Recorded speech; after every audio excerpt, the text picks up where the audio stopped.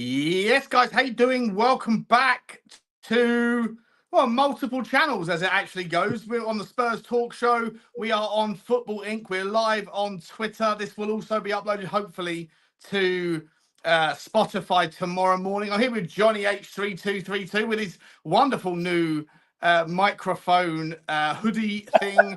I'm doing this via my mobile phone, believe it or not, because of shenanigans they are afoot. I apologize to everyone from the Spurs Talk Show community for my absence over the last 8 or whatever, maybe 2 weeks now. I think it might be 2 weeks. Yeah, horrendous issues, horrendous things that need to be resolved. But look, it's deadline day, and come of the hour, come of the channel. We're back, Johnny. How you doing, my man? Good to see you. I'm all right. I'm all right. It's good to see you back, Sean. I know you've been through the mill. Everyone's been asking me how you've been. What's happening with Football Inc. What's happening with this? What's happening with that? It's just good to have you back, mate. Even though you're doing it on your phone, and you've missed three quarters of the transfer window, which I know would have pained you because you would have had comments on all of the players and all of the action that's gone on today. Had a long stint on Last Word of Spurs today. For about 5.5 hours. It was up and down like a bloody yo-yo. First we had nothing. Then they announced Beyonce on the same day as, we're looking for transfers. Then they realised that was a bit of a mess. Then they took it off. Then they announced Tell could be coming, but no option. Then we get, we have an option. And then we find out that Micky van der Ven has felt something is doubtful. Life as a Spurs fan is never, ever straightforward. Then we get linked with Diassi, who says he doesn't want to come. Just another thank one. God. Yeah, thank God, because that was the last. We were all that praying. That guy is a disaster class. He is a disaster class. He is absolutely shambolic. I'm so grateful he's not coming to Tottenham. He might be going to Aston Villa. Listen, because this show is A, it's impromptu. B, I don't even know if the Wi-Fi, I'm running this off of 5G in my house, so I don't know what's going on. But listen, we are going to be, because we're doing this on Football Link as well. By the way, guys, I've got a couple of announcements to make. First and foremost, well, look, let me start by saying, because this is on Football Link as well, this is not just about Tottenham, although Tottenham obviously are the busiest of the clubs on deadline day. So we are going to be talking for the mainstay about that. But we are also going to be talking about, what's going on with the January window. Arsenal, nothing of any real note. Manchester City, obviously, been busy throughout the window. Aston Villa, some interesting signings. Asensio, absolute sensational player. That's a really interesting one. Marcus Rashford, will come to him. Chelsea, not very much going on. They spent a lot of the window trying to get a hold of Garnacho. That didn't really materialise. And then not a hell of a lot. A lot of players going out on loan. A lot of players returning from loan over from South America. West Ham United getting Evan Ferguson. Ipswich Town getting Philogene from Villa. Manchester United really only getting Patrick Dorgu, Johnny. Apart from that, there's very, very good player. Very good player. Not a hell of a lot, right? So a lot of Tottenham fans obviously furious with Daniel Levy, the movement, the momentum. I haven't been able to kind of pass my commentary on that. I've seen some videos saying that all Tottenham fans all YouTube channels need to get behind this movement towards Daniel Levy out. I've got my say on that. And we're going to be trying to kind of cover it all in the next hour or so. But before I get into that, guys, listen, to those of you that are watching on the Spurs Talk Show, first of all, smash the like button. There's 560 people straight out of the bat. It's amazing to see. Thank you very much. For those of you that are members of the channel, I'm going to take this opportunity now to say thank you so much for the support. But it's only in good conscience that I ask you to cancel or suspend or whatever your membership of the channel. I just don't know how long the channel is going to survive. I don't know how often I can upload going forward. For the time being, it's I'm in a really bad spot with regards my situation. So I would ask you all to park your support for me for a minute, and thank very, very grateful for all of your ongoing and sincere support for the show. But I can't ask you to spend money waiting for my comeback. I just don't know how long I'm going to be here. So Johnny and I are 100% going to be back as soon as I can. But I don't know whether that will be via the Spurs Talk Show, via Football Link, or via something new in a little bit. But if you are a member, then thank you very much for your ongoing support. But please cease your payments because it's pretty poor for me to not ask you to do that. If you are watching this via Football Link, then smash the subscribe, hit the like button over there. If you're not, if you're watching it via Spurs Talk Show, then jump over to Football Link and do that. Even though I'm not sure how long that will last either, but just in case we can find a way to move forward, then we were doing very nicely with that. I think we had something like 620 followers in the first week, and we were going along very nicely before what happened to Sean happened, and he was taken offline. So. Listen, give us some support. The Football Link. Did you put the link in there? It's a link in the. I can't get it up right now, guys. It's in the description. The Football Link is in the story, description. So drop down into the description below, and you will find the Football Link link. But let's get straight into it, shall we, Johnny? Listen, I'm going to see if I can bring up the comments as we go through. But let's. Listen, I'm watching them all. I'm sure Johnny is as well. We'll call them out if we can't bring them up. We'll call them out. But this is obviously a bit of a weird scenario. Johnny, mate, what do you make of the window outside of Tottenham? Just quickly, like when you look through it, as I said, there's really not that. There's a lot of loan deals, but there's in terms of big names, I've just called them out. There's probably 7 or 8. Well, listen, there's not a lot. Well, I don't know. I beg to differ, Sean, because I'll tell you why. Last January, all the focus was on FFP and PSR, and no one was doing deals. I think Spurs were the biggest spenders last January with Dragusin and Timo, the hitman Werner. So I think this January window was much bigger. Yes, Arsenal didn't buy. United, I think they definitely would have liked to have done more business, to get Rashford off of their books. Well, they're still paying a hefty part of his wage, but one of the sort of sore points that was lurking around, there's obviously conflict between Rashford and Amorim, and they needed to get him out of the club. And I think this is worked well for all parties. I never thought Garnacho was going to go, because whatever Amorim said to him, it seems to have helped him. He seems to be more focused, although the results, haven't improved. But Jeremy Doku is a player that you and I have spoken about quite a few times, and one we really like, and I think it would be a really, really good signing for them, and I think he will help them in the tail end of the season. Hopefully, he doesn't come and hurt us when we play Man United in a couple of weeks.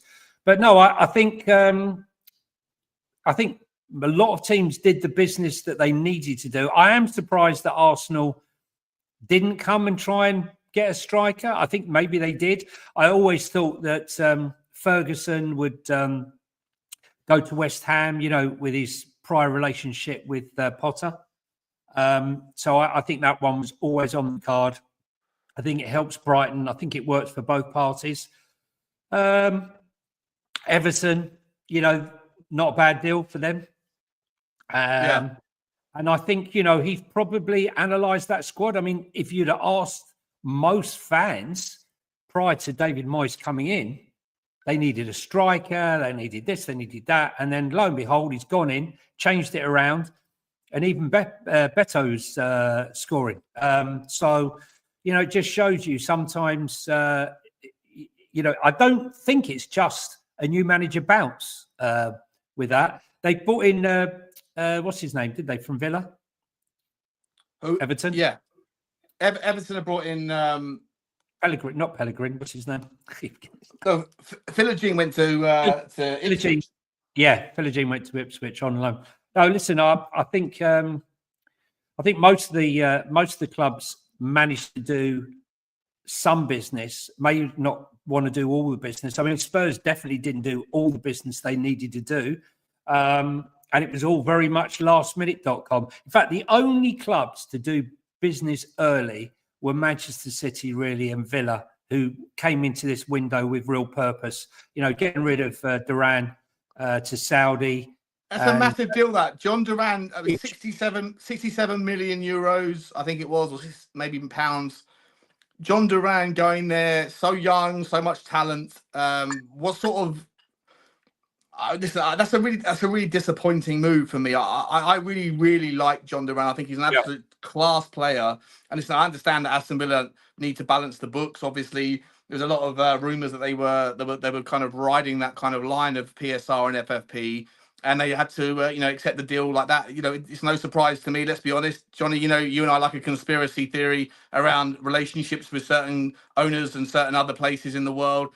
It's no surprise that Aston Villa, who were very good mates with Chelsea and with Newcastle in and around last January and last summer, we spoke about this. We called out, I think it was 10 perfect loopholes that have not yet been explored that could easily be explored. And within about an hour and a half of us going live, one or two of them were opened up, and Aston Villa were a part of that. Aston Villa also voting against the benefit of the Premier League with regards to rule changes. I think I put out a video saying there's now 6 dissidents from the PSR FFP rules, and Aston Villa have joined the crew of people. All they need is one more team to do so, and then essentially PSR and FFP are forever. Essentially it's null and void. And you know what? Come of the hour, come of the man. When you move forward 6 months, and all of a sudden Aston Villa are finding a bid of £67 million for a player who's a top draw quality talent, but he's not worth £67 million. And where does he go? He goes over.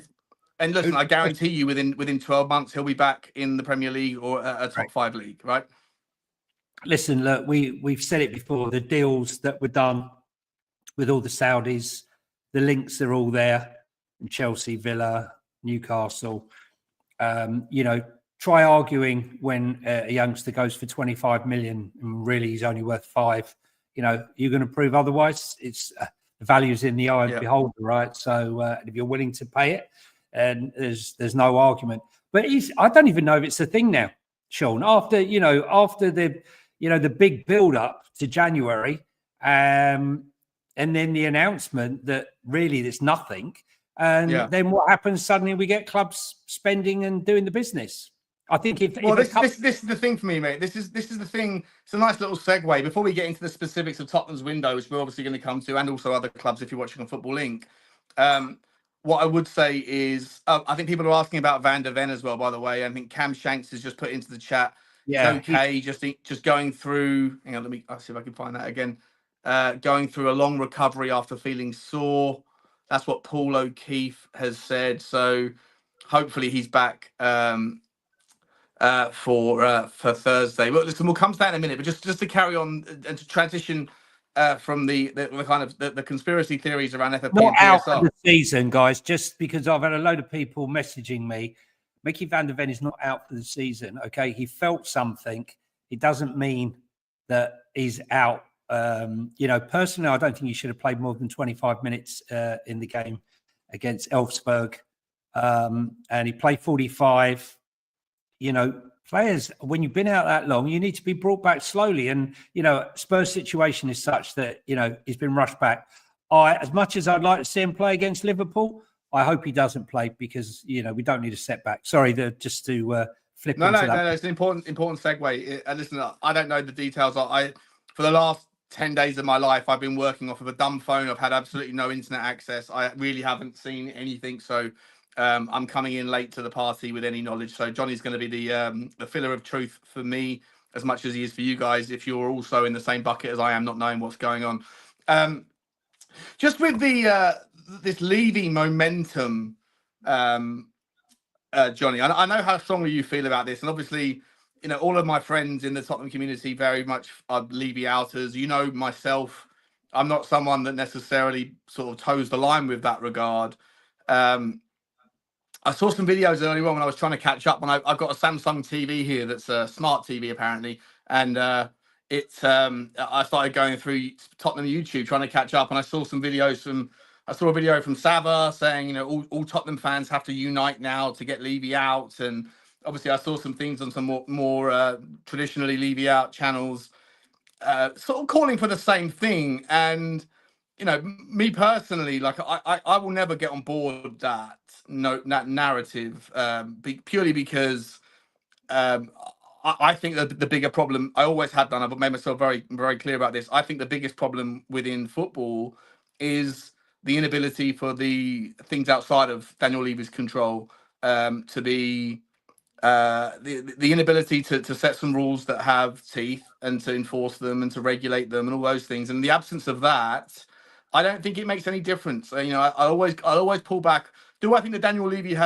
is a problem at Tottenham? Do I think his ambition, does it match off the field with on the field? No, I don't, and I agree with people's frustrations in that regard. Do I share your frustrations with regards the risk appetite? Absolutely. Do I have as many frustrations in a lot of regard as people that are vehemently Levy out? Yes, I do. But do I think that Daniel Levy changing and becoming somebody else suddenly becomes the precursor towards Tottenham's success? I really don't. I never have done, because I'll always pull back to the same narratives, Johnny, which are, if Daniel Levy is the problem at Tottenham, then where is it? Who's the responsible factor for Newcastle's lack of success, for Aston Villa's, for Nottingham Forest, for Derby's, for West Brom, for Wolves, for all of those teams that used to be just as successful, give or take, as Tottenham were, and they've all gone through new ownership, and yet nothing has changed in that regard. So for me, I would just always argue that whilst you can look internally and ascribe a lot of responsibility for the frustrations of Tottenham fans towards Daniel Levy, I would also make the same argument to say, well, that you can maybe change your ownership and force through a change, and if you want, I don't think it makes any difference. Protests don't make any difference. It hasn't. It never has. But I was just finish my speech quickly, Johnny, and I'll let you come in. But I feel like if Tottenham fans are arguing against Daniel Levy because of the lack of trophies, then where's the consistent logic regarding the absence of trophies elsewhere? And on top of that, it's far easier to. I would hope that Tottenham fans should also carry the same weight of frustration towards things that are far easier needles to move, which are, bearing in mind that when all football fans united against the Premier League when it came to the Super League, we had outcomes. We had meaningful, manageable, and measurable outcomes that stopped that thing happening. And that to me is the biggest issue with regards why Tottenham don't win trophies, why Aston Villa don't win trophies, why Newcastle, why Derby, why Nottingham Forest, all those teams that used to be successful. It's because of the inability to set a system of rules that are enforceable and that have teeth and that have weight. Absent that, I don't think it matters whether or not you might get a better owner. You might get someone in that has more ambition. You may very well do, and I'm all for that. If that is presented as an option, I'll get behind it. If the option is correct, I'll support it. But I'm not just going to sit here and think that the solution to our problems is Daniel Levy leaving the club, because for the very reason that we are in the position to be able to bid 60 million for Matisse Tell and Manchester United can't, for the very reason that we are in the position to bid 70 million for Mark Gahey and that other teams can't, for all the reasons that we have this this ridiculous financial upside, all of those things started with Daniel Levy. And so you can hate the messenger, but the message remains the same, which to me is the problem of why other teams outside of the top five don't win trophies, is not because of Daniel Levy. It's because otherwise Daniel Levy's in charge of those other teams that don't win trophies anymore as well, Johnny. Listen, I can't agree, purely from the point of view that the reason we built this stadium was to be more competitive. Now, what's happened is, for sure, the income has gone up. I mean, today we announced Beyonce concerts. We've got 50 Cent concerts. We've got the Rolling Stones, all fantastic stuff. But first and foremost, as a football fan, first and foremost is only interested in the football on the pitch and how we're performing. And it's fantastic news that there's great income being generated from these outside of football incomes. Whether it be NFL, go-karting, abseiling, tours, all the rest of it, great. But when we see this increased revenue going up, and we are the lowest spend at Deloitte's now, 42%, they've announced that we spend. I think the issue everyone has, and the issue I have, is if our risk appetite was much greater and towards the top end of the risk appetite, with the greater income that we've got coming in, I think there'd be less discerning voices than there are now. And I think, whatever I might think of Ange, and, I'm not the greatest fan of Ange and his tactics. I think, the way we've gone about business, the way we do things. He's his own worst enemy many times. He's got a terrible inability to read the room. I agree with that. I agree with that. Why would you today? Every fan is pissed off, right? We brought one centre back in. We've had players, refusing to come to us, and then they announced the Beyonce concert. Whoever put that out ought to be shot. You can announce it a week later. It's not a big deal. A week later, dies down. I'm not sure. By the way, I'm not sure if you can. I'm not sure if you can because of the rules regarding being a participant in the old AIM market, the alternative investment market. I think you have to announce these things in a timely fashion. So I'm not sure. Yeah. I think that there's misinformation regarding. There's one thing to have an emotional argument. There's another thing when it's do it. Look, I'm sure the AIM market doesn't mean that you need to do it first thing in the morning. Let me tell you something. It was whipped off as quick as you could say tomorrow, right? It was gone. I missed it. I actually got the email, which they couldn't retract, which came first thing in the morning. I thought, oh, look, news. Clicking on, and it's Beyonce. Look, all I'm saying here is change for Spurs is happening. The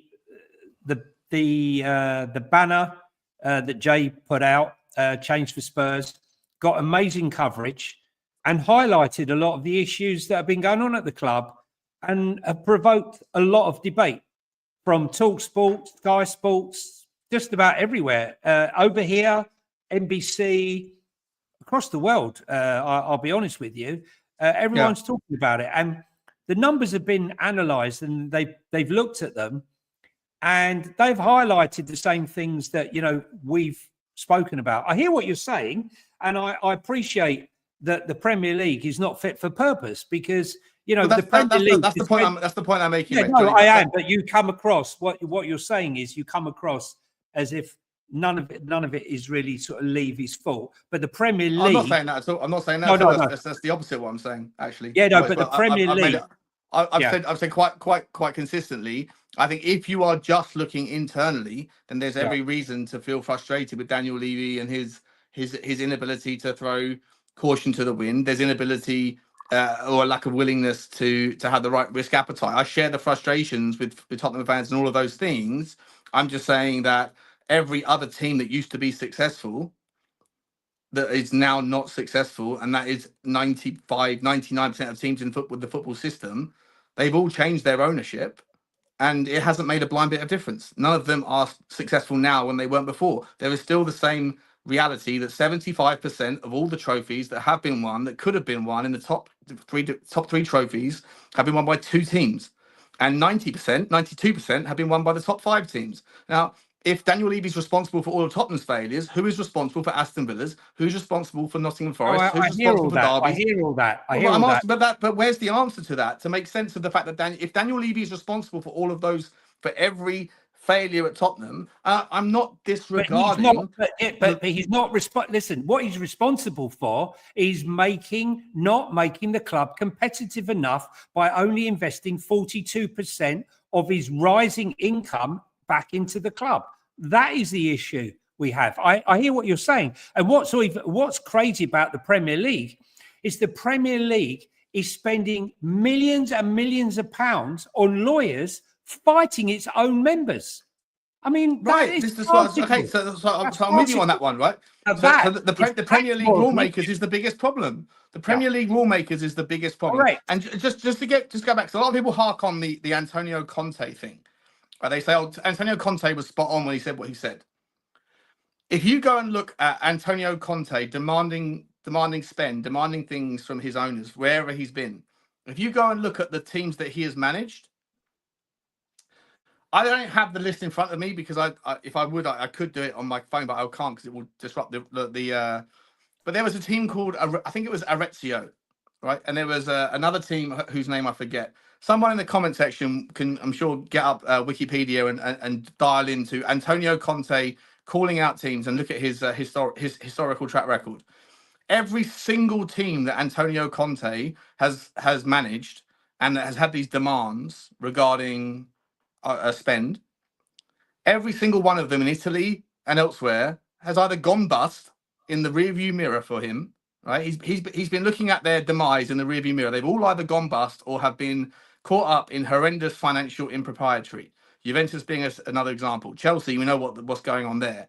So someone like Antonio Conte will demand certain things, demand an exposure of risk in the pursuit of success because that's what he deems necessary.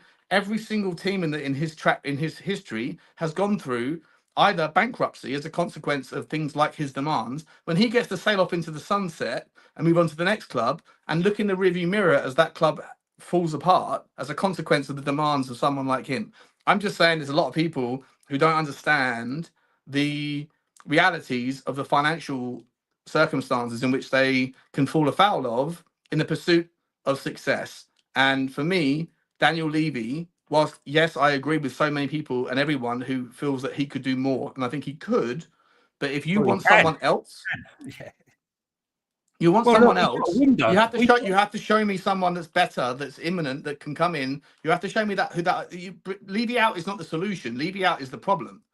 Levy out. No, Levy out's not the listen. Hang on 1 second. The thing is, I know about the Todd Boehly bid and what have you, right? Now, had he taken over now, he's got a lot of latitude with spend PSR because of the prudence of Daniel Levy and the 42% to income and all the rest of it. I just think that you mentioned the clubs and going bankrupt. You see, the thing is with fans, they're only interested at the moment. Napoli are only interested in winning the title. They're not interested in the financials, right? I know you are. I understand that, but your average fan is for a new owner, come in, spend a load of money, buy the exciting players, win titles, win leagues, win trophies. We saw it with Leeds United. Yeah. What happened with them? Came in, spent a whole load of money, and were in serious financial debt. Yeah, I hear what you're saying, but Levy hasn't done that. Hats off to him.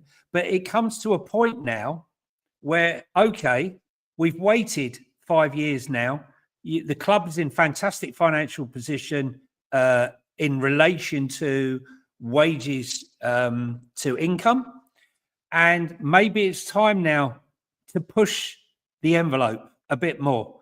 And we're not seeing that. We're not seeing that, and that's the problem. I think the counter argument would be if he was spending 70%, right, of his on wages in relation to income.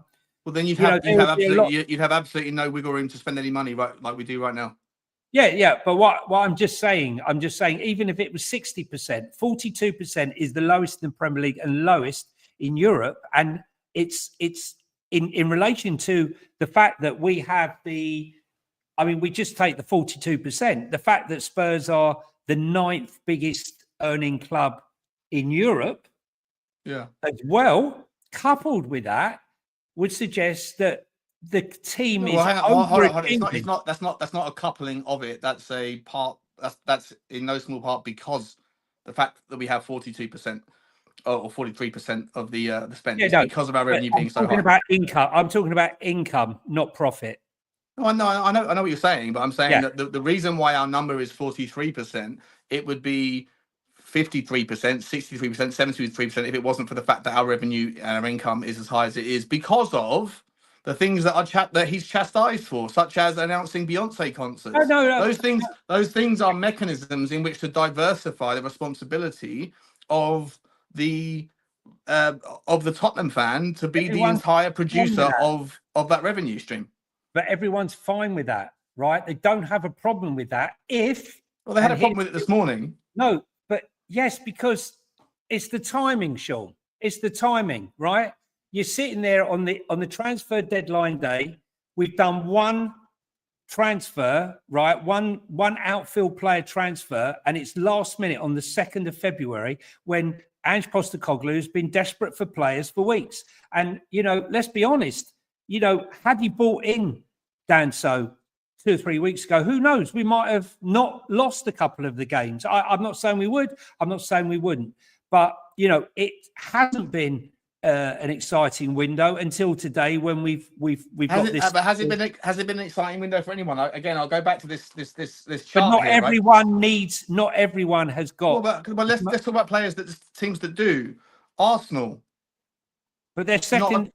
But they're second in the league. They're in the Champions League. Second is irrelevant to them, right? They've been second for the last 4 years, Johnny, and yet their fans are going. Their fans, hang on, their fans are going absolutely mental because once again they didn't sign anybody. They were after Matthias Tell, and where did he come to? Tottenham Hotspur. Does Daniel Levy get any credit for that? Even though it's late, is it better late than never? Would you rather have Arsenal situation where they didn't sign anybody? Because listen, Arsenal are in a better position than Tottenham. Obviously, Tottenham are languishing in the bottom half of the table. Some would say in a relegation battle. I really hope that's not sincere. But ultimately, Arsenal are and have been looking for a striker for the last 4 years. And people point to Arsenal as the reason why Daniel Levy is an absolute shit show, because apparently, the Kroenke fellas are so much better owners, but they couldn't muster the money to get in a Matthias Tell, and Tottenham Hotspur made the deal happen. And for what it's worth, just so you guys who are listening are aware of this. Different. I mean, come on, Shawnee, right? I mean, with the greatest respect, mate, we're at opposite ends of the scale. No, but the specific needs, Johnny, are still very real. If Arsenal want to try to catch Liverpool, what would you say is the missing piece in Arsenal's firepower? Well, I would say a striker, but but try getting a striker out right now. Like, Matthias Tell was available. Yeah, but he's not an out-and-out striker. He has played in that position, but he's not an out. They need cover for Bukayo Saka, right? And they didn't get it, and Tottenham have. And for what it's worth, on the Matthias Tell deal, hang on, on the Matthias Tell deal, we bid €60 million, €60 million or pound, whichever it was, outright. And then in the end, we haven't paid any loan fee. We've got him on an option for £55 million. So Tottenham Hotspur somehow, under Daniel Levy, and because of Ange Postecoglou's a brilliant sales pitch, I guess, not only have we turned around what was an abject rejection from 3 days ago, but we've got it for £5 million cheaper. Is that not something to give someone a pat on the back for, or should we just continue to bash someone? Sean, look, come on, man. I mean, listen, let's be serious, right? Up until we got the option, right, I was not pleased. Okay, I'll accept that he's going to help us as a squad, but getting the option elevated the whole window, right, for me, right. Because otherwise, to what out of 10? 5. So 5 out of 10 with So 5 out of 10 with Kinsky, Matthias Tell, and Danso, is it? Yeah, I would say. Why? Because it took until the last day to get it done. Yeah, because it's taken too long, right? The Danso was an opportunity, right? The only one that was like certain, because don't forget we were trying to go for Mawani, so that was our number one target. Tell, Mawani's already come on. I think he scored 2 goals already. The thing is, it's very late in the window, right? The other thing is, what is the one position we've needed more than any for the last 18 months?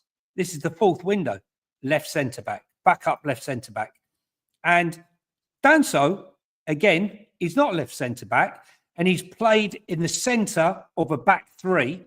So I question, the talent ID. Because, look at Dragu. He played in a back 3, and that hasn't worked out well, right? And I'm not saying it won't work out well. I'm just saying it's a worry for me that you would choose someone who's played the centre part of a back 3, who is quick, but he doesn't have a good turn of pace. So his instant sprint from 0 to 5 yards isn't great.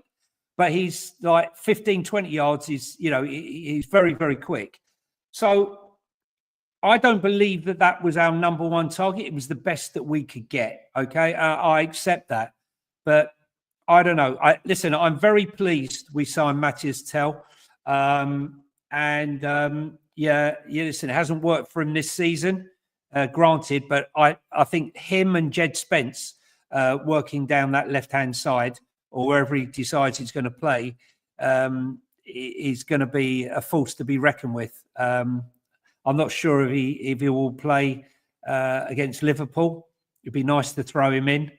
But listen, let's move on from the Levy out. 100%. Listen, by the way, it's happening. I'm not in any way poo-pooing anyone else. I'm very much aware that I come across like I am the kind of the individual in the room standing in the corner, refusing to dance. I get it. I'm not sold on this idea that a new owner necessarily is better. And I certainly am 100% resolute in my opinion that nothing fundamentally changes until the rules change.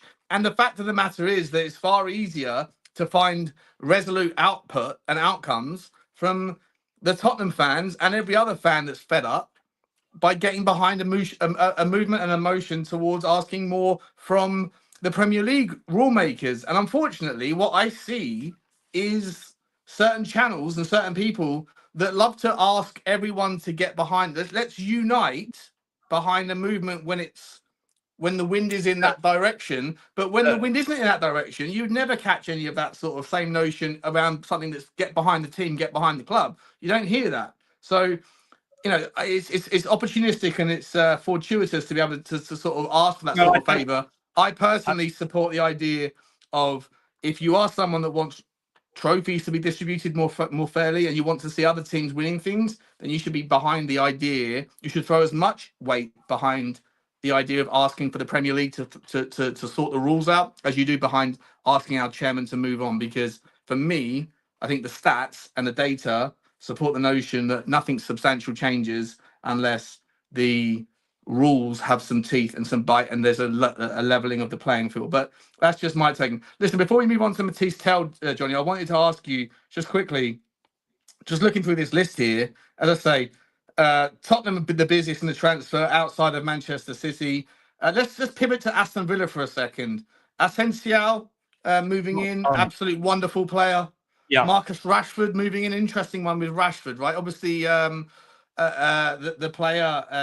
manager, Amorim, basically calling him out, saying, "I've got my standards. He isn't meeting them. We'll welcome him back should he decide to live up to the standards that I set. But until then, see you later." And he's moved to Aston Villa. Is that a risky one for Aston Villa, taking on the lion's share of his wages as well? Not the entirety, but the vast majority of them. 70%. 70% of his wages. That's a hell of a lot of outlay for Aston Villa's owners. Is that a big? I mean, how much of a risk is that for Villa? Well, he's been stinking up the place at United for a long time now. You know, Ten Hag got a lot of grief for not being able to sort him out, and then Amorim's come in and he's been even harder with him. You know, saying that we'd rather play his goalkeeping coach than up front than play him. What is Emery's man management like? Emery obviously believes that he can turn him. You know, is he going down the Dele Alli route? You know, is this the start of the demise? You know, I still wonder how the great Dele Alli, the most amazing player that he was, just suddenly fell off a cliff and just, he's now playing, I think, at Como. Is this the start of Marcus Rashford's re-emergence, or just another step in his decline and demise, as a top footballer? It's going to be interesting watch. Is he going to throw him in right from the off? It's going to be interesting to see. They obviously got a lot of faith in him. They've obviously sold him a story. Obviously, his first choice was Barcelona, whose wouldn't be in comparison to Aston Villa. But he hasn't got to move very far. Yeah, he hasn't got to move versus Barcelona. Come on. Yeah, tricky one. But I think we will see very, very soon. No doubt he'll be playing in the FA Cup. Oh no, is he cup tied? I'm not sure if he's cup tied. I think he might be cup tied. Yeah. Oh no, actually, no. I don't think he's played. I don't think he played in the third. I don't think he played in the third or fourth round. So yeah, I think he's okay. Yeah. So I'm not 100% sure, but yeah, they've only been the third round, isn't it? It's the fourth round that's coming up, isn't it? Oh, sorry, you're right. Yeah, the third round. Sorry. Yeah. So I'm not sure. I don't think he is cup tied. So we shall see. It's a risky one. It's a risky one. And let's be honest. Look at Man City. We thought, oh look, they're going for it. I thought they'd buy. I don't think they completed. I'm not sure. They didn't complete the Portuguese midfielder they were after, did they? Or did they? Villa. No, as far as I'm aware, they've just signed in terms of big names. They've got Rashford and Asensio. That's it. I haven't seen anything else. Yeah, no, but for Man City, Oh, sorry. Yeah, sorry. The City. It's going to be one of those. It'll be the paper. The paper will be done tomorrow or whatever. It'll be a late one. Right. Okay. Yeah. So they're signing the Portuguese boy, the midfielder. Yeah. Yeah. Look, I mean, Manchester City obviously are getting ahead or behind. They're either putting to bed some of their problems that we won't find out about until the spring, or they're getting ahead of it. I mean, who are they? The Man City have signed some fella called is it Chechevian, the guy from South America. They've signed Kuznov, Victor Reich, Marmouche, I mean, and this other guy. Plus, obviously, they've got the deal done for the long-term contract of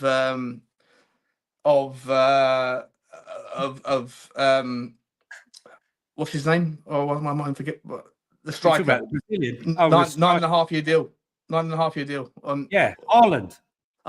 Why couldn't I think of his name? That's the stress. I mean, that's the stress coming out of me. That's the stress. Let me tell you something. I was watching the Arsenal game, and that first half he touched the ball. Was it 3 times?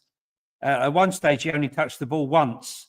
I think we're 35 minutes into the game, 40 minutes into the game. I'm thinking, when did that ever happen? He needs to adapt his game, doesn't he, mate? I mean, he's brilliant at what he does, but he needs to adapt his game a little bit, doesn't he? They weren't even trying to find him. It was just such a strange. I mean, I've never seen Pep with such a perplexed look on his face. Like, what's going on? What's going on? He had no answers. It had no answers whatsoever. I thought Arsenal's performance was absolutely superb. I've got to be honest with you, as much as it pains me to say. After they scored the goal, the press for the first 20 minutes, they were just trying to survive City. And then, Arsenal were quite happy to then let City have the ball and Arsenal try and catch them on the break. But as soon as that goal went in from Haaland, they just went up a gear and just went out of sight. It just came again. Yeah. Arsenal at home seems to be just unplayable at times. And, they're a different beast. But you know what? Newcastle managed to get the points. But we're obviously we're going to talk a little bit about the game that's coming up this weekend or this week. Obviously, Tottenham have got to play Liverpool. We're going to speak about that in a second. Before I do, Blaine Devlin, member for 17 months. Please, Blaine, I really appreciate and love your support, man. Thank you so much. But make this the cancellation policy. As I say, I don't want to ask anyone to continue in vain. If I can get to a point where I'm back, then I'd love the support again. But for now, mate, probably better if everyone cancels. I just don't know what the future holds for Spurs Talk Show. He says, Sean, you're alive. Johnny, great content earlier today, lads. 5 out of 10 window for me. If Van der Ven injury rumor is true, 6.5 out of 10 if false.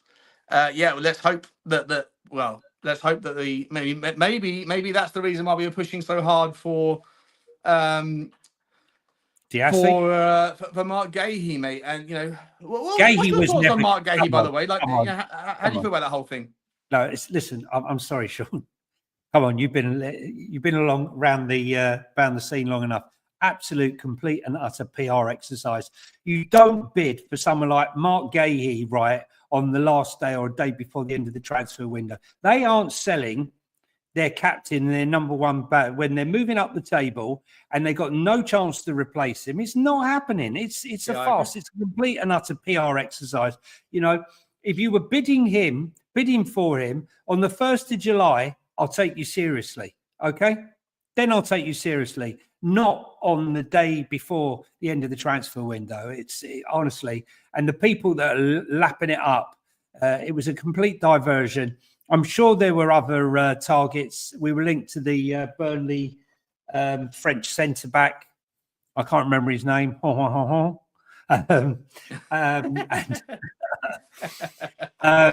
But yeah, we were getting desperate, and I'm so glad Diassi never signed. I had Chelsea fans messaging me, "Go on, take him." Yeah, you know. I managed to squeeze out in my app. I had the older the 3G/2G Nokia 4210 or whatever it was. I managed to squeeze out a text to Ricky from Last Word on Spurs saying, "Disazzi, what? If there's any truth to that, please God let it be a no-show because the guy's an absolute shambles of a footballer." And I agree with what you guys were talking about. Blaine Devlin here saying, "I appreciate you, mate. £5 super chat saying." Sean's raging. We didn't negotiate in a deal to bring his biggest love back as part of the Tell deal. Justice for Dyer. I was saying, earlier. I don't know if you heard it, guys, but I was saying, like how this whole deal went down. Levy and Lang approached Tell. Tell goes back and he goes up to Harry and says, "Look, Harry, I've been approached by Spurs. I don't know, what to do."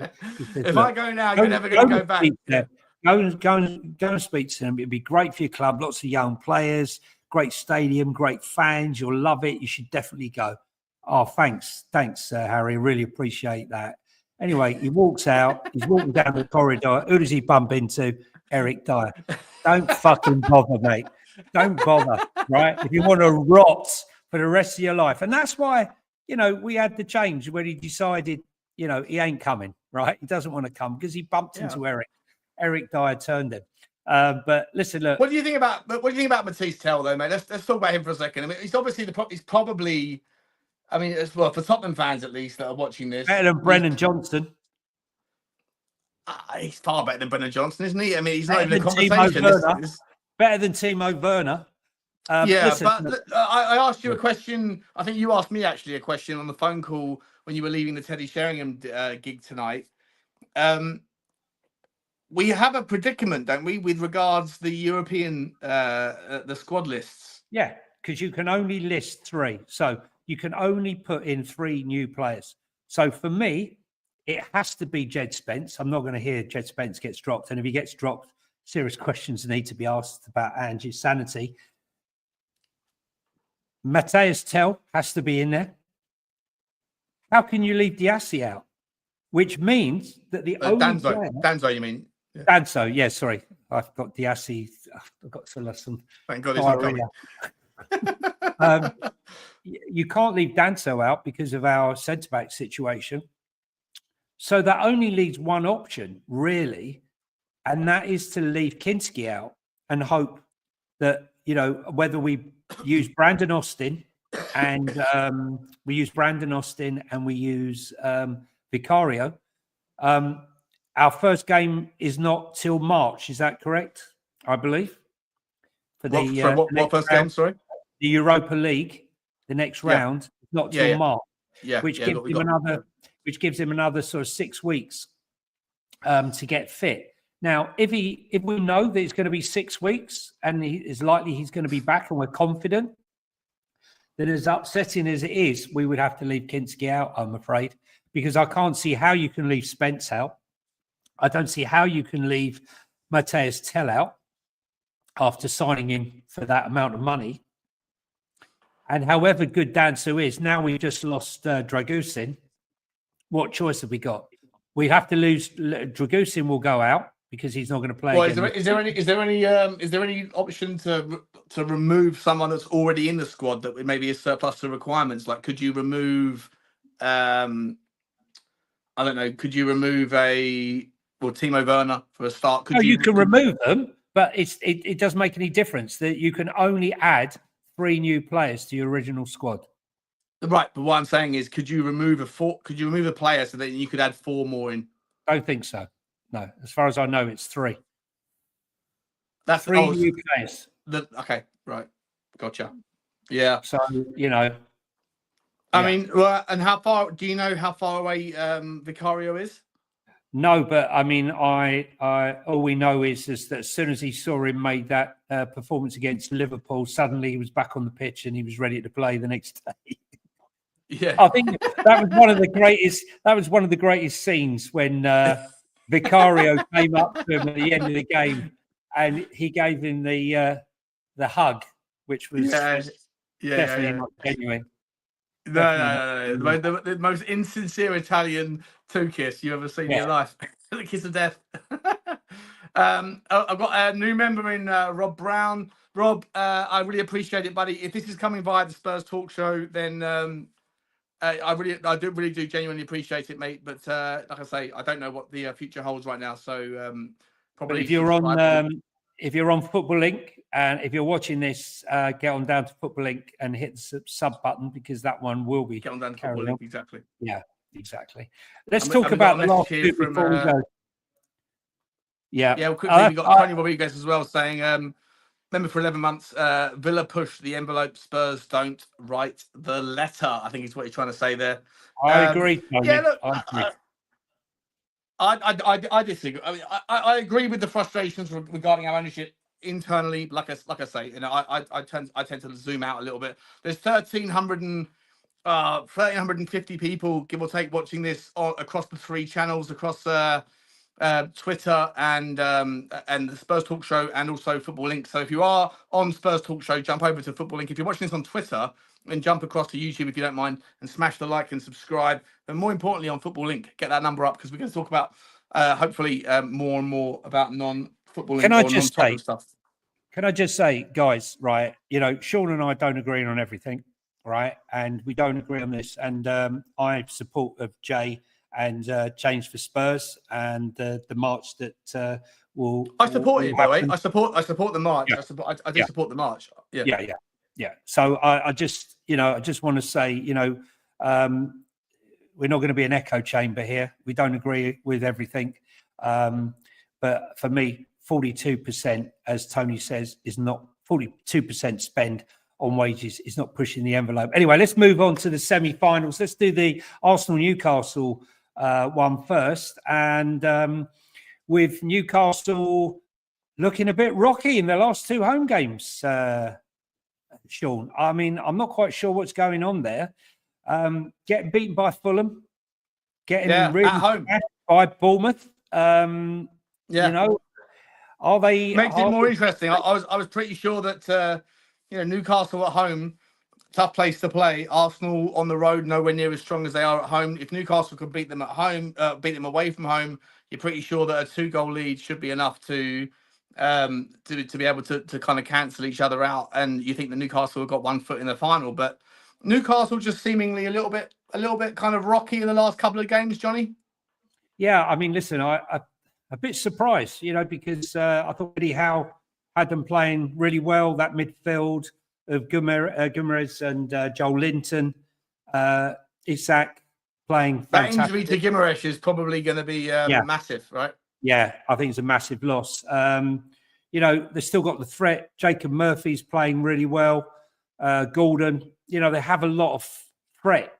I think the first goal, it's a cliche, I know, but I think the first goal is going to be crucial. I think the Geordies will be really up for it. The atmosphere will be incredible. I'm sure the chance of winning their first trophy in 70 years. We thought we had problems. 70 years without a trophy. I think the Geordie roar will be loud, and I'm hoping that's going to be enough to carry them through. But Arsenal are a massive threat right now. The confidence in that team, the way they press the ball, I think Newcastle are going to have their hands full. I really do. I think it's going to be a very exciting game. Is that Wednesday night, is it? Wednesday night, yeah. Wednesday night, yeah. Yeah. I think personally Newcastle will have enough. Newcastle don't have to win the game. They just have to keep out and Newcastle are the kings of shithousery, right? They're brilliant at playing the game, slowing the game down. If Arsenal do get a lead in the game, it makes it more difficult. But I think Newcastle will, and under Eddie Howe, they'll be absolute masters of just taking every chance they can to roll around injured. I think it will probably be one of those games where you'll see more injury time than it'd be like a record between two Premier League clubs across all competitions for how much injury time there is, because Newcastle United are just absolute experts at that. I think they'll frustrate the life out of Arteta. I think Arteta at the end of the game, if he's on the receiving end of a loss, or if he doesn't make it through, I think you'll see the invocation of excuses that you will never have heard the like of. Can I just say something?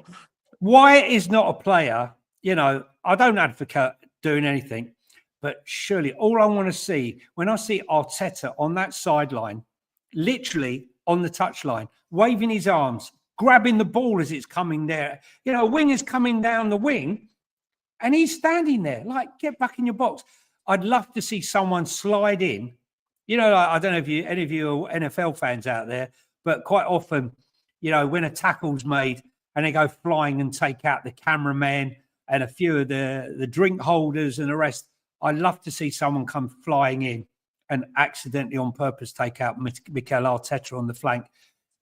I don't understand. Do you remember when it was it Pierre Mahoybier when he tried to do the he tried to clear the ball and Arteta was having a crack at him and Pierre Mahoybier was like, "What are you doing? Stay in your box, bro. Stay in your box. Stay in your bloody box." Why is the Premier League allowing him to constantly be out of the box?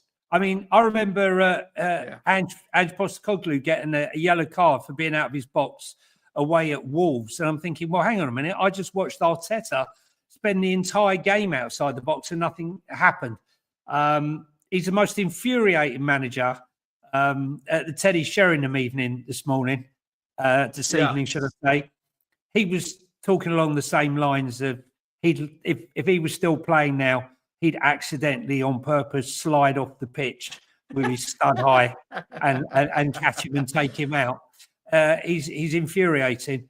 When you look at Eddie Howe, he's controlled coach, and Arteta's like a lunatic. He's just with his windmill arms and he's pointing and calling the players over at every break. But listen, the team is a reflection of the manager, and you can't knock that because Arsenal right now are, really, other than Liverpool, head and shoulders above everybody else, really. It's Arsenal and Liverpool and the also-rans for me. Exactly. But you know what? Again, this is what I point back to. I see someone in the comment, I just put it up saying that I defend Daniel Levy at every turn. I just like to invoke conversation because I think that people like to pretend like there's only one side to a coin, and there's not. There's always two sides to the coin. And like I say, Daniel Levy doesn't get any respite from me. I share your concerns about him, but I just believe that there's other things at play that are far more influential in leveling the balance of the playing field. And until those things are leveled, I don't really think it matters who is the owner of the also-ran clubs. And I think that the statistics on that basis are on my side. But either way, Johnny, Tottenham against Liverpool the next night, 24 hours later, up in Anfield, mate. We don't know what the state of Micky van der Ven is. Obviously, we'd love to see him back and fully fit. You'll be able to shed some more light than I am. Do you have any idea about whether or not Micky's back? Listen, even if he's, what's he got? 45 minutes tops.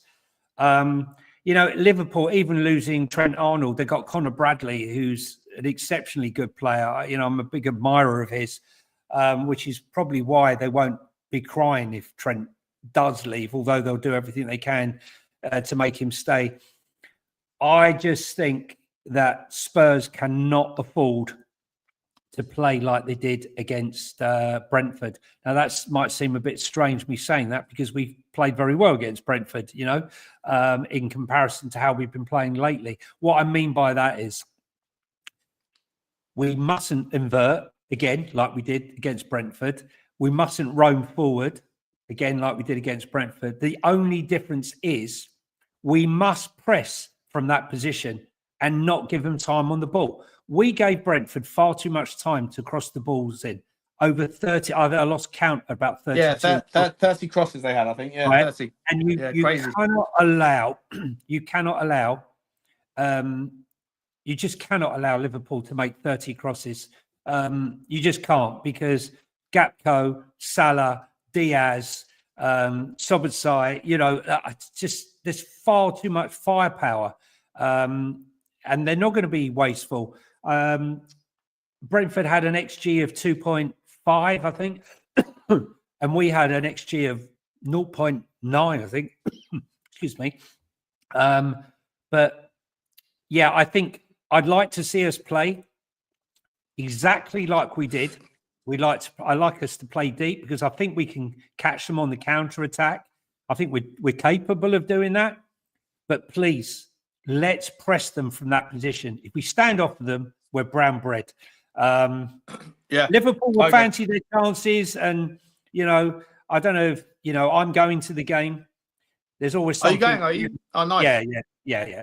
Listen, there's always something special when you play Liverpool. Even though I'm obviously a huge Tottenham fan, when you hear walk on, it just for 5 minutes.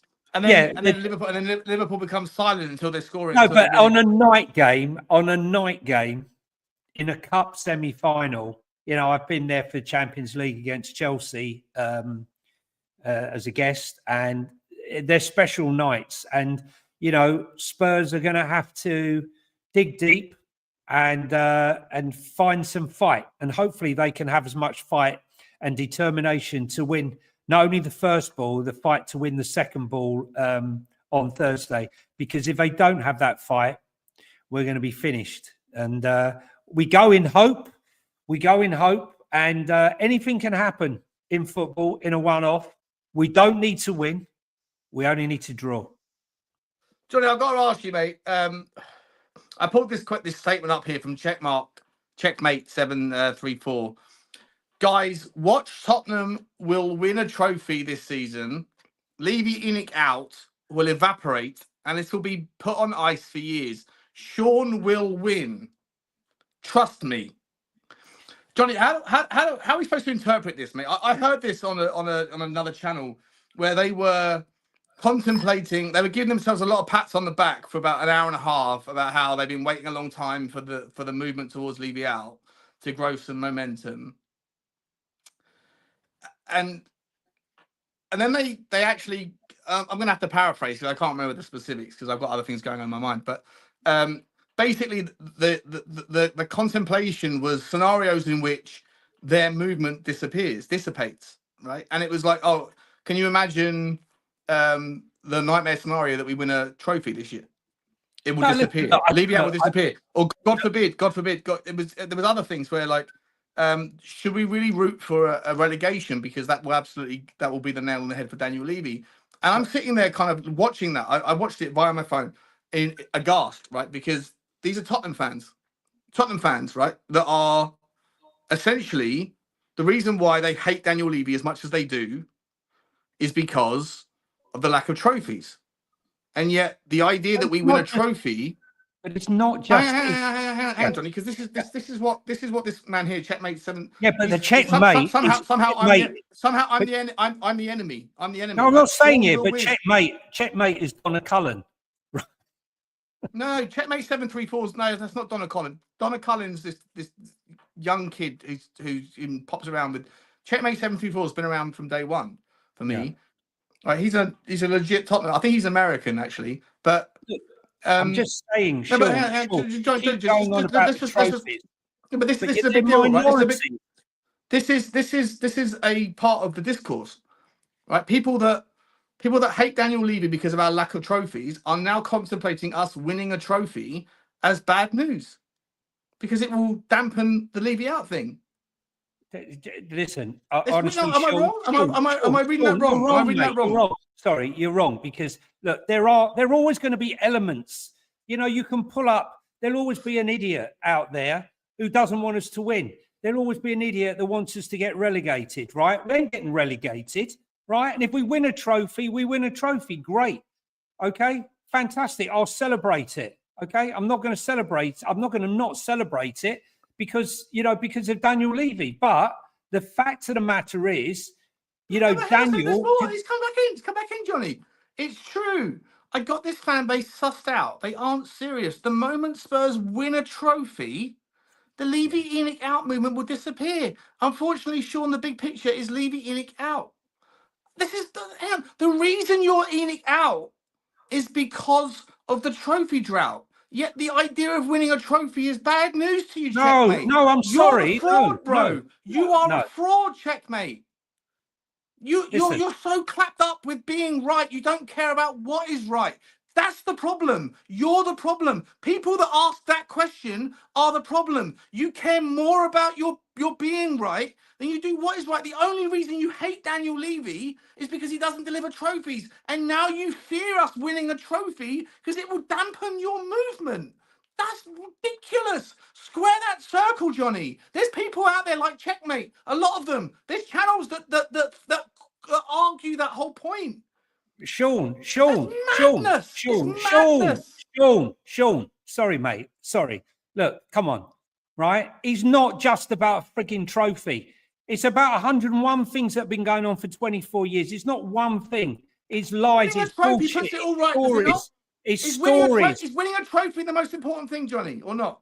It's one of them, yes. It's one of them. What else is more important than winning a trophy? No, winning the trophy, but it's not just the trophy, is it? It's the other things. It's taking the piss out of the fan base. It's taking the piss out of the fan base. What are you talking about? I'm talking about where's the fucking museum, right? Where's the statues? No, I'm being serious, Sean. You can laugh all you like, mate, right? Listen, let me tell you something. I go to Coventry, Sean, right? And they got a statue of Jimmy Hill. I go to City. I go to minor clubs, right? Or lesser clubs. You're talking about is minor. You're putting a trophy up. I agree with you. It's part of our heritage. It's part of our heritage, right? Right. It's part of our heritage. If that's the reason you're leaving out, that's minor, Johnny. That is minor. You're in the minority, mate. No, I'm giving you one example. I can give you a whole string of things that I don't think that is the reason why. I think that the fan base is not happy with what he's done over 24 years. And one of them is one trophy. The other is about, I've lost count. Was it 17 managers? I've lost count. Is it 17 managers? Because of trophy drought. Because of trophy droughts, right? Yeah, but you can't say none of this is Daniel's fault. I'm not saying that. Who's saying that? Who's saying that? But you're saying the only reason we're like... If the only reason we don't like Daniel is because he hasn't won a trophy. That's the only reason. Johnny, hold up, mate. Hold up. Hold the fucking Why are we back onto this again? Because of this cunt. I don't care. This fucking idiot, this stupid fucking donut who is twisting the narrative to now trophies are actually a risk. If we win trophies, it derails the Leave It Out movement. You care he's more on your about side. Hang on, he's on your side. That you hate him in the first place. Sean, he's on your side, mate. He's on your side. What do you mean he's on my side? He's on your side. He's saying Sean's right. Who's saying Sean's right? He's saying you're right. Look at the first one. Look at the first message he made. The first one considers me the enemy. I'm the enemy of their cause. I'm the enemy of their cause. He's saying, God forbid, Johnny, he's saying, God forbid we win a trophy, then Sean wins, is what he's saying. I'm not your enemy. I am not your enemy. I just talk about the bigger picture, and I say that Daniel Levy moving into Sheikh Levy or someone else, nothing changes necessarily, because look at Villa, they changed their owners. Have they won anything? No, they haven't. Look at Newcastle, they changed their owners. Have they won anything? No, they haven't. Look at Forest, did they win anything? No. Derby, they went bankrupt. They used to be as successful as Tottenham, give or take. Have they won anything? No, they haven't. How about West Brom, Wolves? All of the other teams that used to be successful haven't won anything since they changed their owner. I'm not saying that Daniel Levy's the solution. I'm saying that he is part of the problem, but there's other things out here that are massively problematic, and until they are fixed, nothing fundamentally changes with regards to the ability to have sustainable success. And this guy is he's forgetting why he's leaving out in the first place. Because 99%, Johnny, you might have a problem with Daniel Levy because there's no statue of Bill Nicholson. No, it's not. Hang on, no, it's not. No, come on, right? Don't take me on like as one item. This is a long list of things that Levy has presided over, right? The biggest, Johnny, come here if I'm wrong. The biggest problem. I'm not going to go into them all on here, right? I'm not going to go on. The biggest problem is lack of trophies. It's one of them. It's one of the things. It's the elephant in the room. Yes, it's the elephant in the room, but it's not the only thing. It's not the only thing. If we had won 4 trophies in the last 25 years, everyone would be happy, right? Listen, he takes the piss out of this fan base, right? 42% investment, right, is not investing in winning, right? Don't take the piss. Winning. Trying to win. Okay, we understand that only a few can win the trophy, but fucking have an attempt to win the trophy. I'm with you. No, you're not. That guy saying that winning trophies is a problem. That's the point I'm making. That guy, not Surfoz, Checkmate, is saying winning a trophy, it derails our movement. The only reason the movement exists for the majority is because of the lack of trophies. And yet there were channels last week that were contemplating, if we go down, Levy's done. They're celebrating the idea of relegation. They're saying that winning a trophy is a problem, Johnny. You're not saying that, but they are. That's a fucking problem. You've forgotten your whole mission. You've forgotten your entire thing. No, they haven't forgotten their mission. They haven't forgotten their mission. You're talking about one person, Sean. Come on, mate. You're talking about one person. Bro. There's channels that discuss. I'm not interested in the channels. I'm interested in change for Spurs, right? Is trying to do something legitimate to voice the concerns of many, not 100, not 200. Okay. That the coverage that they got over the last 2 weeks, the coverage they got the last 2 weeks means something, right? It means something. Okay. Listen, it's not just about the trophies. I have no problem. It's not just about the trophies. Him investing, getting more and more and more and more money coming into the club, fantastic. But only investing 42% of that ever increasing income stream in the fucking thing that we care about, the only thing football fans care about is on the pitch, investing in players. Johnny, I'm with you 100%, mate. I am with you. I 100% support the protest. He's not doing it, and that's the problem.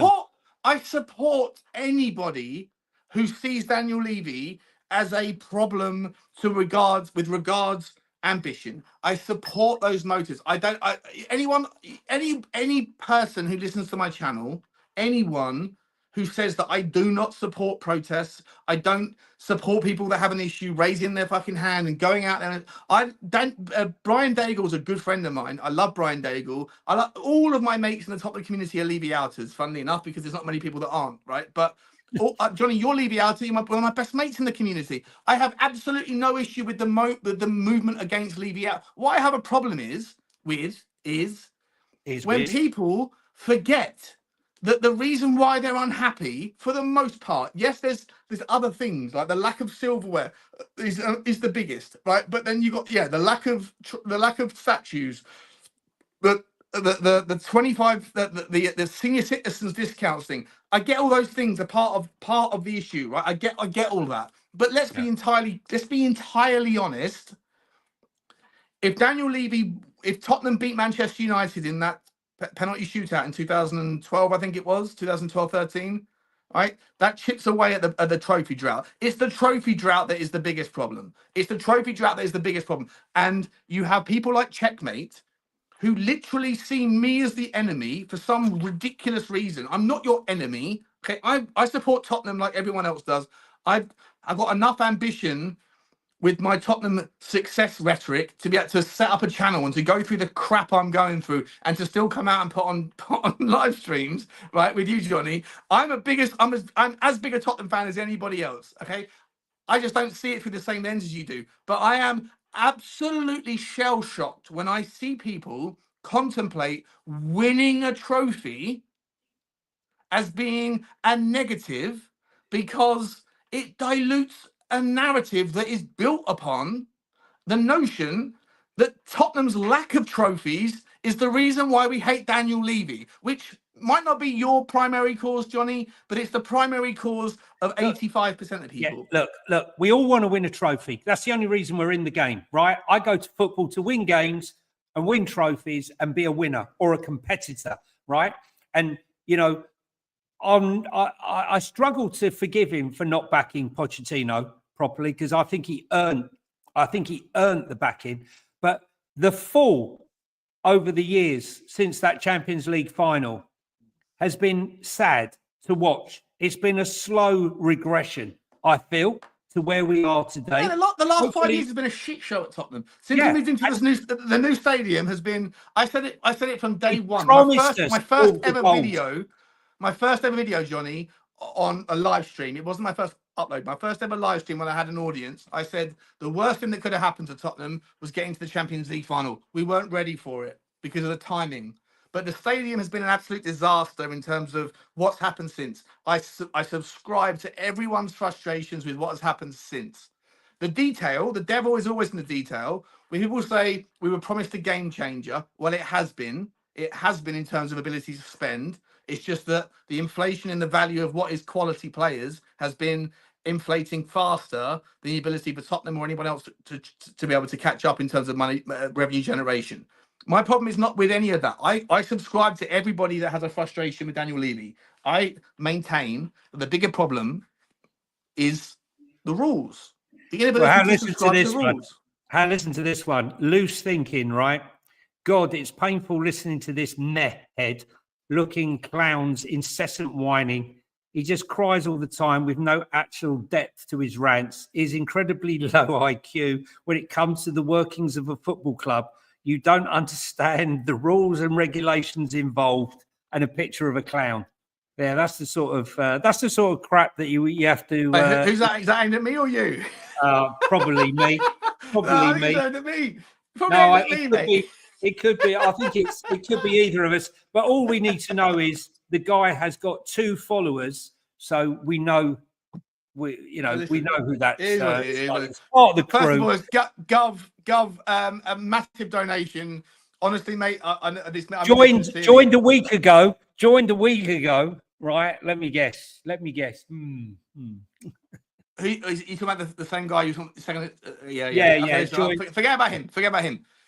Gov, Sean is bang on. Here's Sean. Here's the bullseye. Have a pint, mate. Listen, Gov, thank you very much for your super chat, mate. It's at this stage in my life, mate, I never thought I'd be so grateful. If I'm entirely honest, I've had everything taken from me, mate. So I very, very much do appreciate you, buddy. Thank you very much.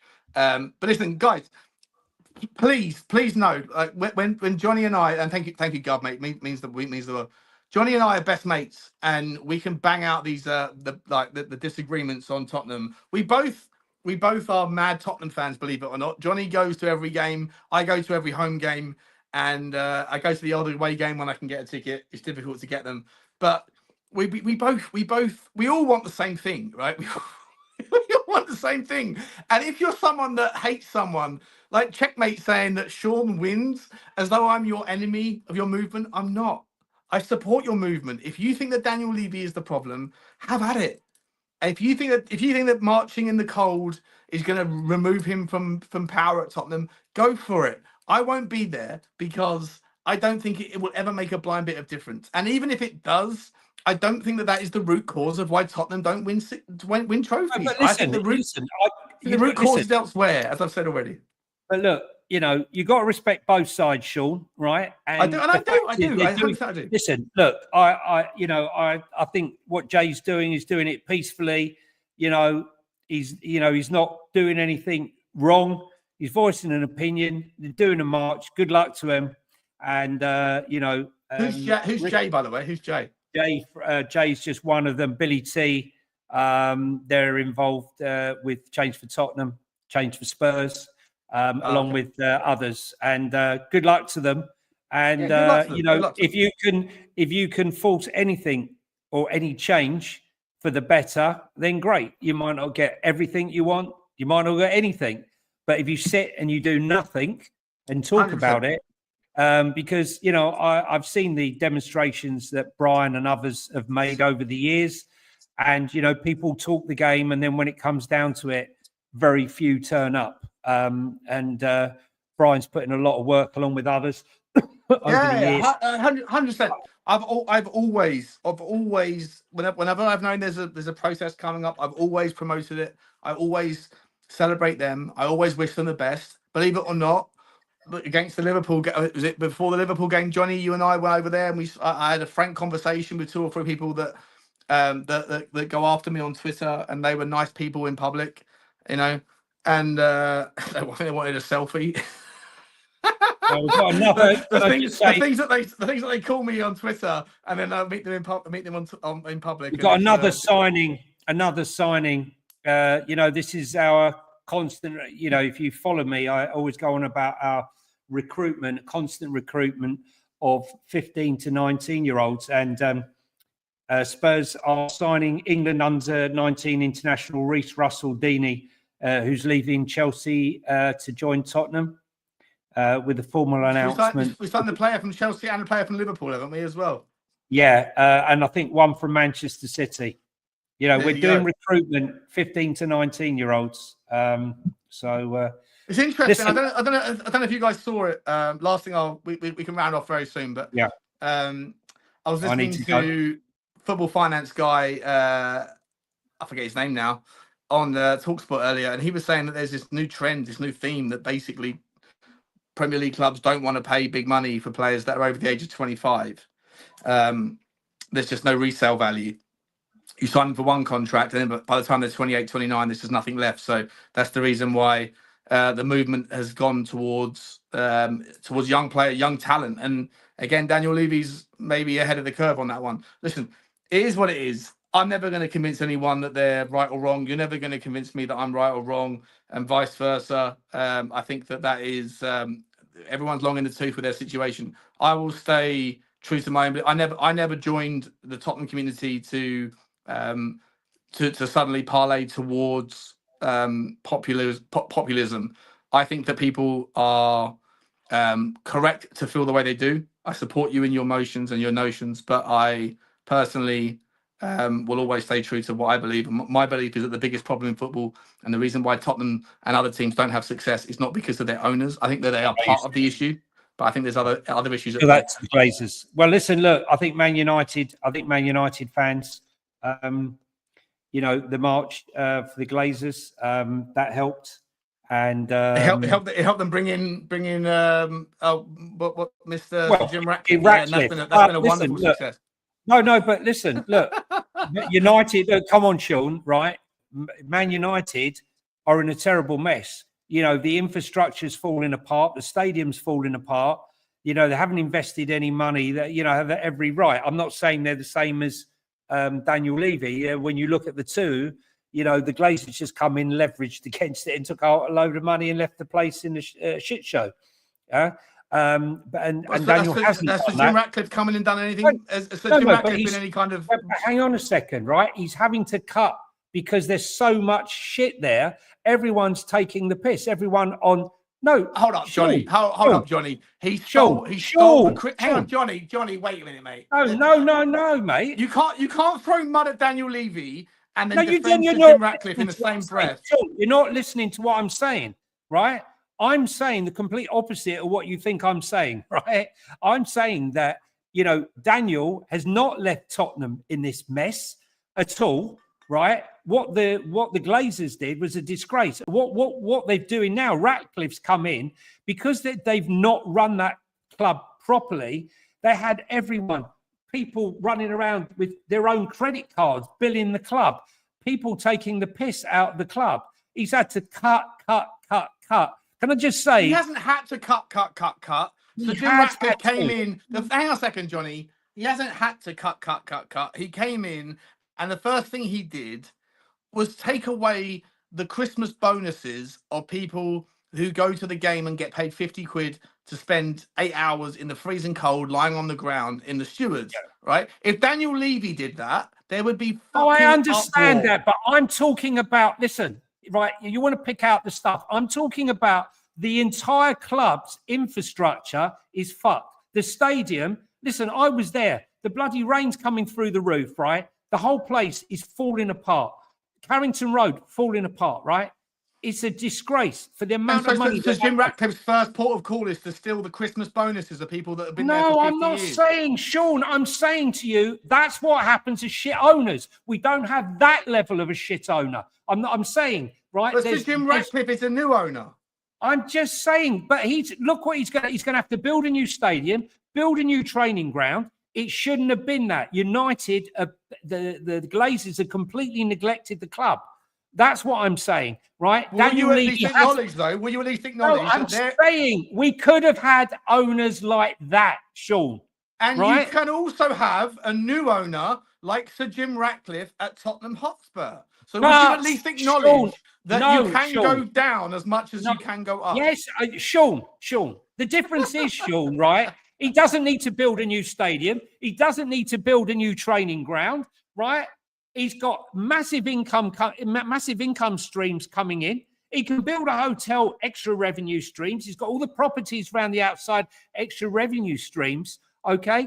And he's got a club at the moment that's only spending 42% of its income, and the income's still going up. When they're not even in the Champions League, they're still a level, the ninth biggest club. They're still the ninth biggest club, even without that income. Yeah. No, hang on a second, mate. Hang on. Again, you're reflecting on previous year's earnings that are just really being dropped now. So the revenue, and also the percentage of spend as a revenue stream. Again, mate, that stuff is based on previous revenues. I understand that. I know you understand it, but let's make sure that everyone else does as well, right? That these ratios that people are talking about does not mean that Tottenham are necessarily underspending.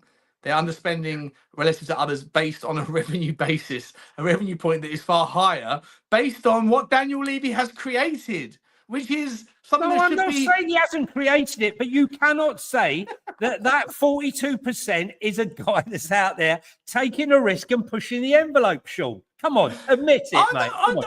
Is he pushing the envelope? Sean, is he pushing the envelope? Can I just say, to those who are watching on Football Inc., I apologise wholeheartedly, because... this was meant to be. I'm apologising because we're meant to be a football channel, and right now this has turned into a Tottenham fest, right? Where we're arguing about Daniel Levy, right? When really we will be talking about many things. I think if you were to ask the fans of Manchester United, would they rather Daniel Levy in charge or Sir Jim Ratcliffe or the Glazers? I think universally they would say, I'd rather Daniel Levy in charge. Obviously, anyone rather than the frigging Glazers. They're a disgrace. They're an absolute disgrace what they've done to that club. All right? I'm just saying you can, to back up your point, there is worse out there, but the point is what Daniel has done off the pitch, no one is saying anything's wrong with it. Unfortunately, as I'm a football fan, right, and anyone else out there is a football fan and couldn't give a toss about Beyonce or 50 Cent, we're a football club and everyone is only interested. You know what? It's Beyonce fans and it's 50 Cent fans that are adding to that revenue stream. It's taking away the responsibility. It's diversifying the responsibility away from football fans to be able to supplement the income to pay for the wages of Matisse Tell and Harry Kane et al. Listen, guys, I got one more super chat here. We got from Gov as well. He's jumped back in for a second one, mate. Gov, you're very, very generous, mate. I really appreciate it, buddy. I really, really do. Thank you very much. He said, have a great night, people. Hey, Sean, stay strong. It's always darkest before the dawn. And with the dawn comes bacon and eggs. Head up, pal. Mate, I appreciate you, my man. Listen, I'm probably a little bit... I'm a little bit kind of on edge, mate. On edge? And, to everyone that's watching, you're seeing a version of me that's a little bit fiery because, I'm stressed out beyond anyone's possible this isn't the normal show, right? For those tuning in for the first time and thinking they've just witnessing a lover's tiff, right? I'm on the edge. I'll be honest. I'm on the edge. Yeah, Sean's definitely on the edge. This isn't the normal Sean. But I still stand by everything I've said. Every single thing I've said. He's on eat, sleep, repeat at the moment. Right? He's on eat, sleep, repeat. He's been locked away from the transfer deadline, and he's come on. Listen, love you, mate. Right? Go and have a sleep. right? Camera thing. We'll come back. You're making well, Johnny. Whilst I appreciate the support, you're making out like what I'm saying is ludicrous. No, I'm not. No, I'm not saying that. I'm talking about people like Checkmate who sit there and concern themselves with the notion that winning a trophy dilutes the Levy out movement. That to me is fucking bonkers. You are not a real fan if the reason why you are so Levy out is because primarily we don't win enough trophies, and the idea that we could win a trophy dilutes some notion that Daniel Levy out. That to me is fucking insane. And I don't care whether I'm on edge or whether I'm just normal. I think you are fucking stupid if that's the way you think. I really do, genuinely do. Listen, and anyone that subscribes to that notion, Sean, I wasn't referring to that. I was saying that's what started this whole thing off. That's what started this whole thing off. Checkmate by name. Is it Checkmate? Hang on a second. Trust me, bro, it's Bryce. That is exactly what he said, and it's exactly what has been said on other channels. I saw them. I've listened to it. It's bonkers. It's exactly what he said.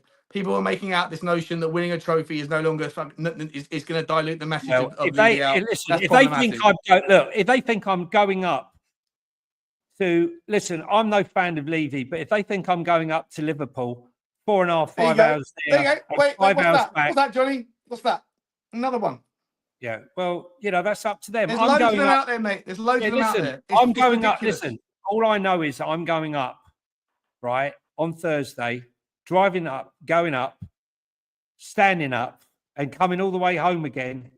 Anything could happen. We could get absolutely smashed. And all I want to see is Spurs win, Spurs get to a final and play either Arsenal or Newcastle in that final, and hopefully go to Wembley, have a day out with my boys and see us win a trophy.